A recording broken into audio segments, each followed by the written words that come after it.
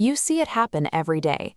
One creator works relentlessly, uploading dozens of videos, only to watch every single one stall out at 50 views. Meanwhile, a channel with almost no subscribers drops a single upload and it instantly pulls in hundreds of thousands of views. Looking at that gap, it is easy to assume the YouTube algorithm is a lottery. You put in the work, you cross your fingers, and you hope your number gets called. Because of that belief, most people start their week staring at a blank screen, trying to guess what an audience might want to watch.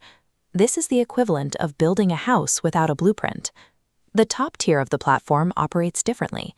They achieve a level of predictability that looks like luck from the outside, but is actually the result of a rigorous, data-driven system. This process relies on a straightforward observation. You don't need to invent a viral concept from zero. You look at what is already succeeding, identify the patterns behind that success, and adapt those principles to your own niche. To break past the invisible view threshold and get your channel moving, you have to abandon guesswork and adopt a strict methodology of reverse engineering. Let's establish a baseline. You find a channel with 10,000 subscribers.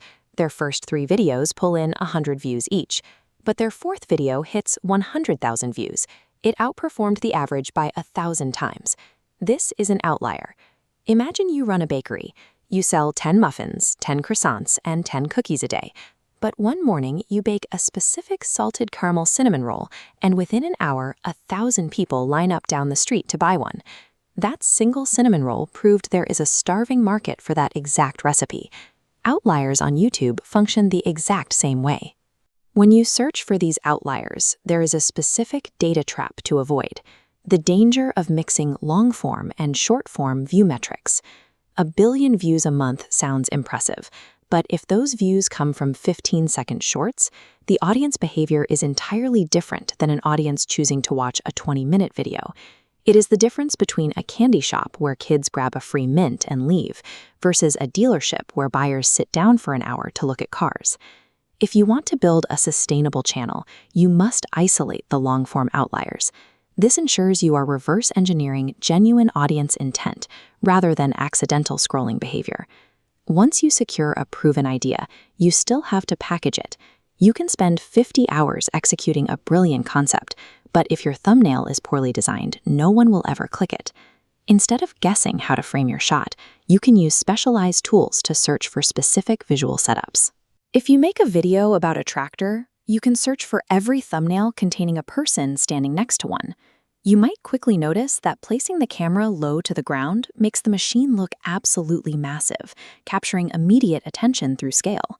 You can find an even faster route to mastering click-through rates by studying the public A/B thumbnail tests of other creators.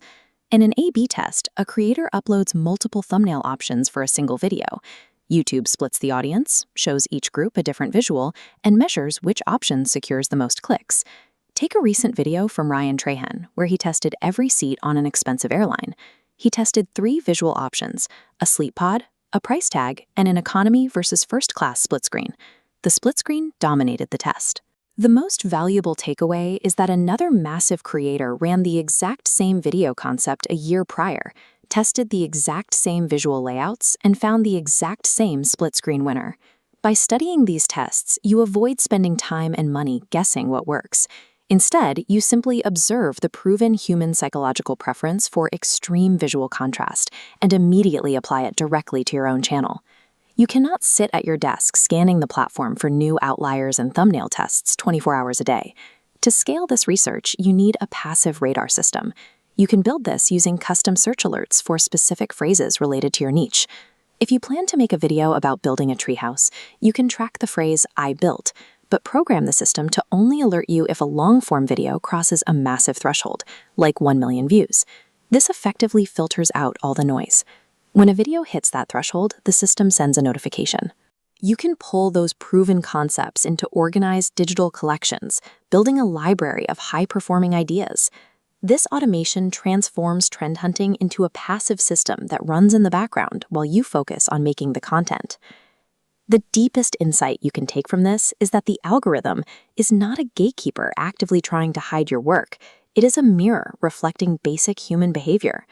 The system is only asking 2 questions. Are people clicking? and are they staying? Analyzing these datasets reveals a clear map of human psychology. It identifies the specific visual cues that trigger curiosity and the specific topics that force us to keep watching. The strategy rests on 3 pillars. Hunt for the statistical anomalies that prove market demand, study the visual tests of your peers, and strictly separate long-form clicks from short-form scrolling. Once you stop treating the platform like a lottery and start treating it like a science, your growth is no longer a matter of if, it is simply a matter of when.